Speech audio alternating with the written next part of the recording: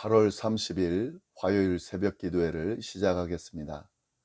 사도신경을 고백하시고 찬송가 434장을 부른 후에 하나님의 말씀을 함께 나누겠습니다.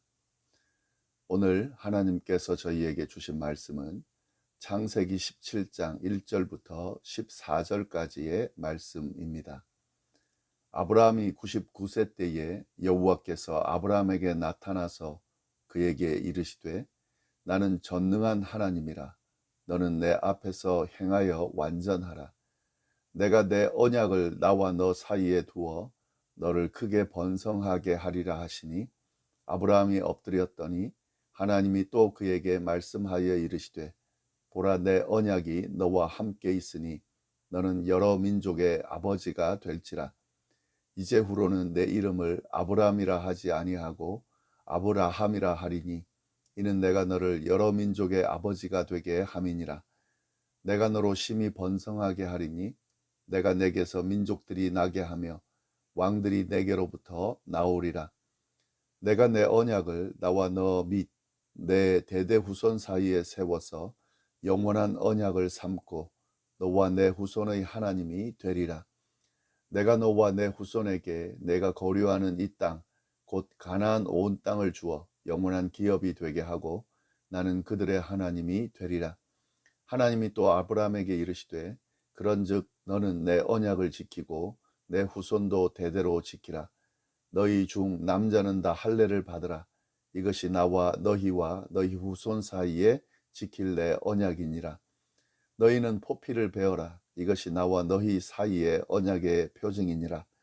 너희의 대대로 모든 남자는 집에서 난 자나 또는 너희의 자손이 아니라 이방 사람에게서 돈으로 산 자를 막론하고 난 지 8일 만에 할례를 받을 것이라. 너희 집에서 난 자든지 너희 돈으로 산 자든지 할례를 받아야 하리니 이에 내 언약이 너희 살에 있어 영원한 언약이 되려니와 할례를 받지 아니한 남자 곧 그 포피를 베지 아니한 자는 백성 중에서 끊어지리니 그가 내 언약을 배반하였음이니라. 아멘. 오늘 주어진 본문 말씀은 아브라함이 99세 때에 일어난 일, 그 일에 대한 내용을 담고 있는 말씀입니다. 1절 말씀은 이렇게 시작을 합니다. 아브라함이 99세 때에 여호와께서 아브라함에게 나타나서 그에게 이르시되, 이렇게 시작을 하죠. 아브라함이 99세 때에 하나님께서 아브라함에게 나타나셔서 말씀하셨다 하는 겁니다.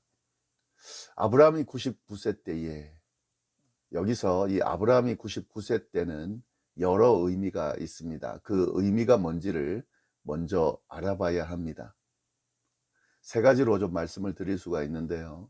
아브라함이 99세 때는 아브라함이 살던 곳을 떠나서 하나님께서 지시한 땅으로 온 지 24년이 되는 때입니다. 아브라함은 75세의 고향을 떠나서 하나님께서 말씀하신 가나안 땅으로 왔습니다. 그리고 99세가 됐으니까 24년이 지난 거죠. 이 의미는 꽤 오랜 시간이 흐른 때를 의미하는 겁니다. 아브라함이 99세 때에, 다시 말해 24년의 시간이 지난, 꽤 오랜 시간이 지난 그때에 하나님께서 말씀하셨다 하는 거죠. 그리고 또 아브라함이 99세 때의 의미는 아브라함이 이스마엘을 낳은 후에 13년이 지난 때입니다. 아브라함은 86세에 이스마엘을 낳았거든요. 그리고 지금 13년이 지난 거죠. 99세가 됐으니까. 근데 여기서 우리가 알아야 될 것은 이스마엘은 그의 아내 사레가 낳은 아들이 아니죠. 사레의 여종 하갈에게서 낳은 아들입니다. 가나안 땅으로 온 지 10년이 지났지만 하나님의 약속은 전혀 이루어지지 않았죠. 하나님의 약속은커녕 사레는 아이를 낳을 수 없는 나이가 되어갔습니다. 이를 불안해한 사레가 인간적인 생각으로 자신의 여종을 통해서 아이를 낳으려고 아브라함에게 보냈습니다. 그래서 낳은 아이가 이스마엘입니다.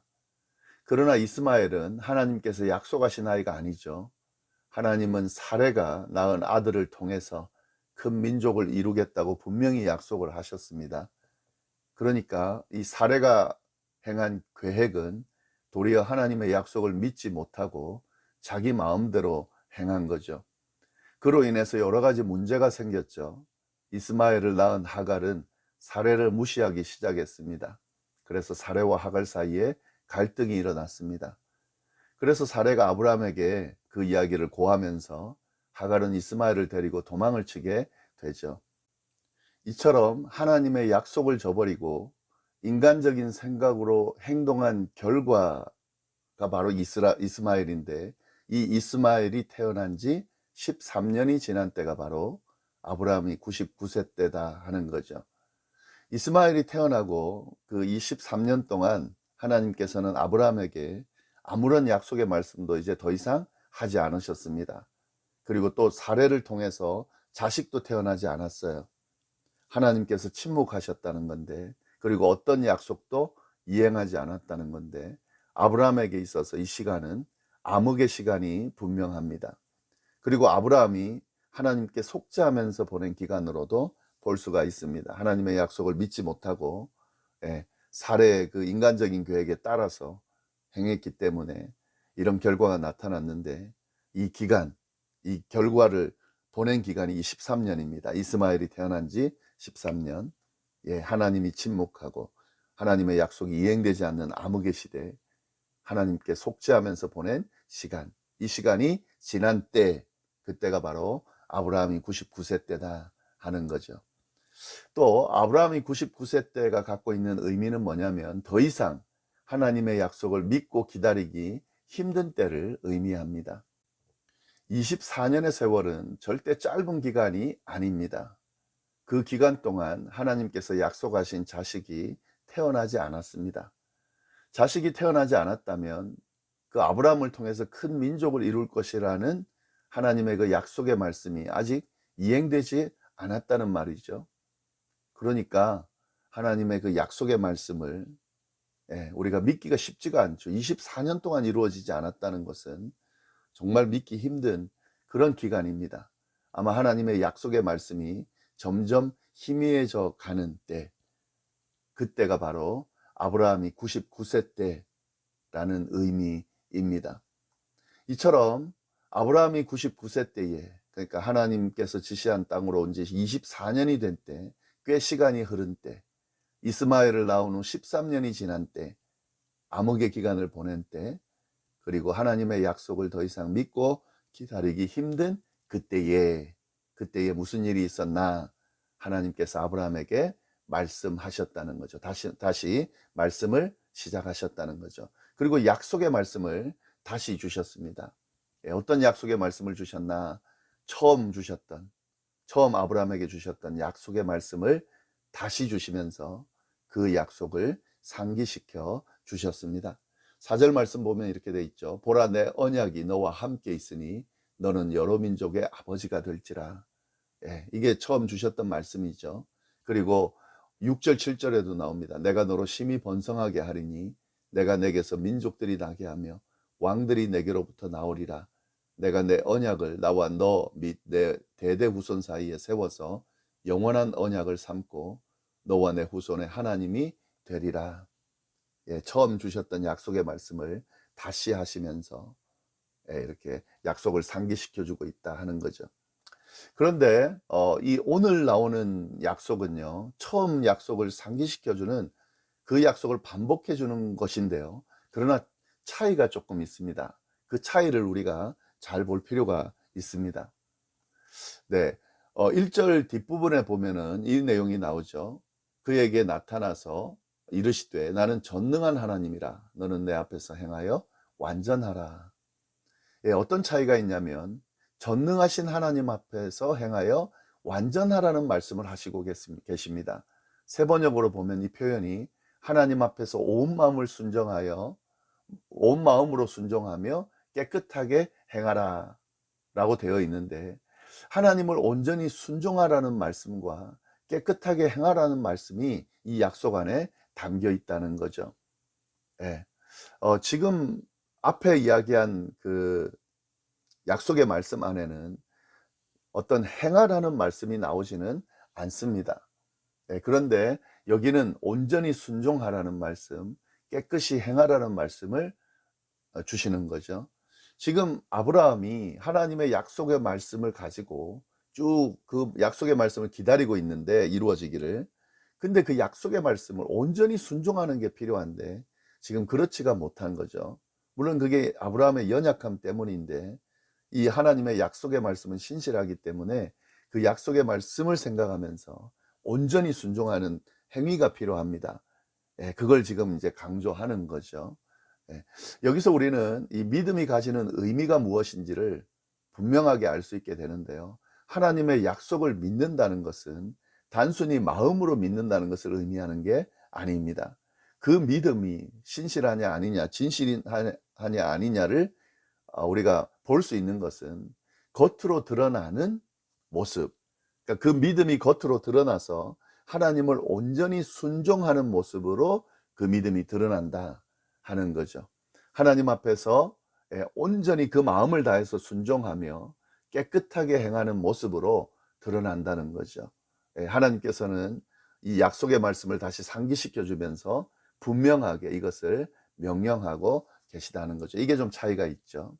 그 다음에 또 한 가지 더는요, 이 오늘 본문에 나오는 99세 때의 아브라함이 99세 때에 주시는 약속은 이름을 바꾸면서 약속을 다시 세워주십니다. 5절 말씀에 나오죠. 이제 후로는 내 이름을 아브라함이라 하지 아니하고 아브라함이라 하리니 이는 내가 너를 여러 민족의 아버지가 되게 함이니라. 그래서 사실 이 앞에 아브라함에 대해서 언급할 때는 아브람이라고 다 표기가 되어 있습니다. 그때는 이름이 바뀔 때가 아니죠. 근데 여기서부터 아브라함이 됩니다. 어떤 의미냐면 여러 민족의 아버지라는 의미가 있죠. 아브람에서 아브라함, 여러 민족의 아버지라는 의미를 가진 이름으로 바꿔주면서 하나님의 약속을 분명하게 이 이름 안에다가 담으면서 더 확실하게 해주신다 하는 거죠. 이것이 99세 때에 받은 약속의 또 차이점입니다. 그리고 정말 특징적인 게 하나 있는데요. 이 약속의 말씀을 주시면서 하나님께서 아브라함과 아브라함의 후손들에게 할례를 요구를 하십니다. 10절부터 14절까지 말씀이 쭉 그 내용인데요. 할례를 받으라는 거죠. 10절 말씀 보시면 너희 중 남자는 다 할례를 받으라. 이것이 나와 너희와 너희 후손 사이에 지킬 내 언약이니라.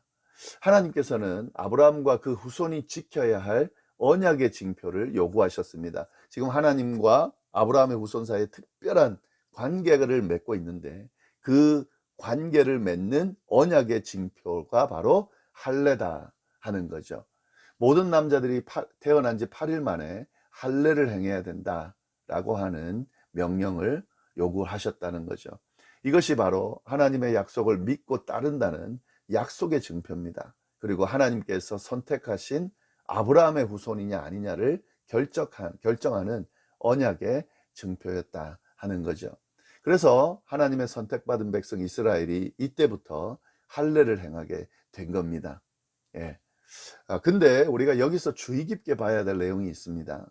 이 할례를 행하라는 명령이 아브라함의 후손에게만 적용되는 것은 아니었다 하는 거죠. 12절 말씀 보면 이렇게 돼 있죠. 너희 대대로 모든 남자는 집에서 난 자는 또는 너희 자손이 아니라 이방 사람에게서 돈으로 산 자를 막론하고 난 지 8일 만에 할례를 받을 것이니라. 아브라함의 자손만 할례를 행하라고 명령한 게 아니라는 거죠. 이방 사람들이나 돈 주고 산 노예라 할 것 없이 그 집에 머무는 사람들은 다 할례를 받으라고 명령하고 계십니다. 자, 이는 언약의 증표를 받느냐 안 받느냐가 아브라함의 후손이냐 아니냐를 결정한다는 것을 보여주는 명령인데요. 아브라함의 후손이라도 할례를 받지 않는다면 그는 하나님의 약속을 받은 아브라함의 후손은 아니라는 거죠. 아브라함의 후손이 아니더라도 할례를 받는다면은 그는 아브라함의 후손이 된다는 거죠. 이것이 하나님께서 약속하신 할례가 주는 언약의 증표의 의미라는 거죠. 이 할례의 증표는 신약으로 이어지면서 영적인 할례, 즉 세례로 이어지게 되죠. 할례의 의미가 세례의 의미로 그대로 이어지는 겁니다.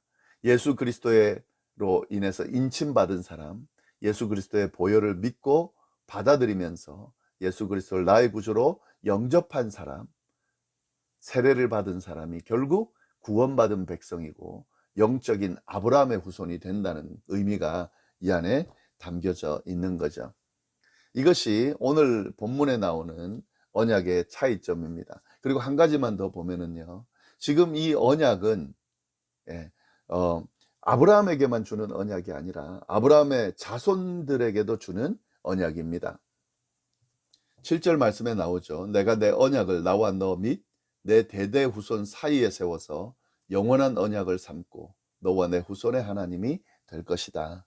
하나님의 백성, 선민, 이스라엘, 하나님의 선택받은 하나님의 백성이라는 언약이 아브라함을 넘어서 아브라함의 자손들에게까지 이어지는 그런 언약의 의미가 이 아브라함이 99세 때에 받은 언약의 의미입니다.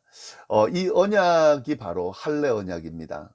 예, 이 99세 때 받은 언약이 할례 언약이죠.